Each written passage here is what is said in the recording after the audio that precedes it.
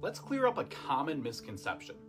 Today we're talking about aromanticism, and we're shattering the myth about aromantic folks being afraid of commitment. So, first things first.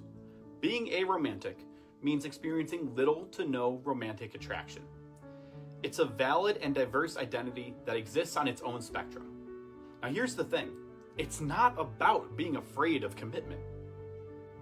There's a lot of misconceptions around aromanticism, and one of them is that aromantics are commitment phobic, but that's just not true.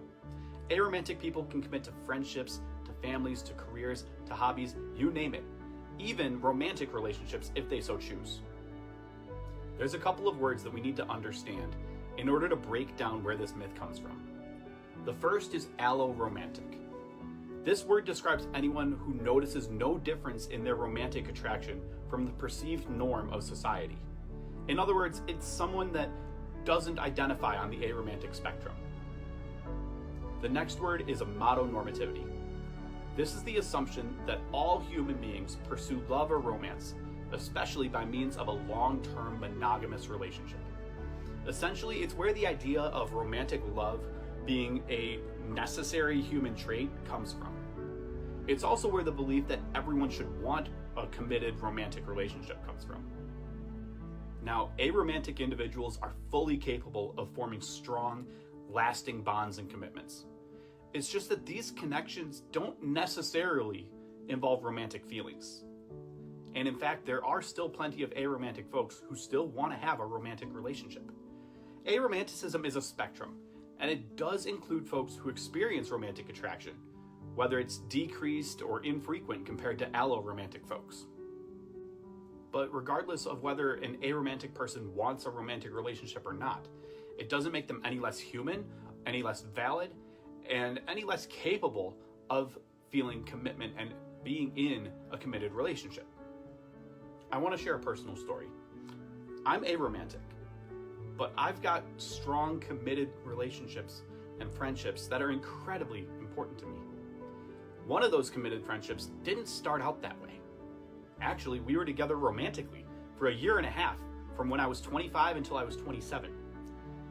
I didn't know yet that what I was feeling wasn't romantic attraction towards her because I didn't understand these things yet.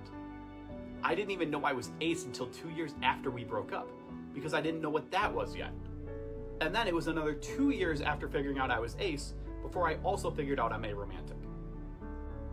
But when we broke up, it was really hard for me.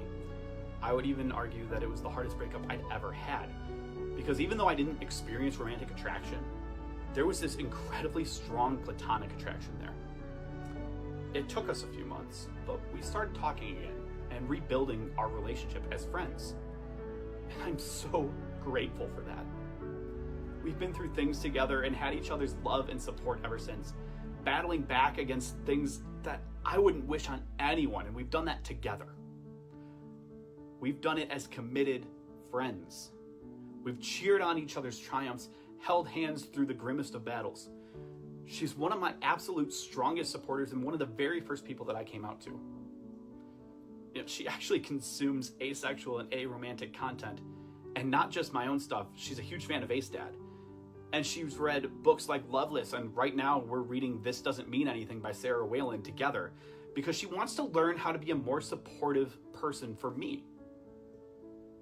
Also, some of you might remember this. She's the one that sent me that purple lightsaber as a graduation gift last month. If what we have isn't commitment to each other, I don't know what commitment means. I don't think any of us do if that's not commitment. Our bond is stronger than ever because we found the dynamic that works for us. Sometimes society places so much emphasis on romantic relationships that it can overshadow other meaningful connections. Being aromantic challenges that narrative, reminding us that there's more to life than just romantic partnerships. So let's break free from stereotypes. Aromanticism is not a fear of commitment. It's a celebration of diverse connections. Embrace those non-romantic bonds, cherish your commitments, and be proud of your aromantic identity. Thanks for watching, and let's continue to learn and grow together.